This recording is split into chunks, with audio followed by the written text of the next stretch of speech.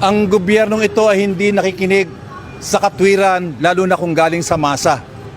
Kaya kinakailangan kumbinahan ang pwersa ng katwiran ng pwersa ng lakas ng sama-samang pagkilos ng mga manggagawa.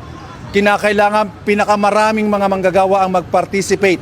Lahat ng mga manggagawa na naghahangad ng pagbabago, galit sa mataas na presyo ng gasolina, galit sa mataas na presyo ng kuryente, galit sa mataas na presyo ng bilihin, galit sa kawalan ng trabaho, sa kontraktualisasyon, land grabbing, korupsyon sa ating bansa. Pagsama-samahin yan, lahat na tayo ng galit. Dapat lumabas kasi ang gobyerno natin ay bingi sa kahilingan ng manggagawang Pilipino o ng masang Pilipino.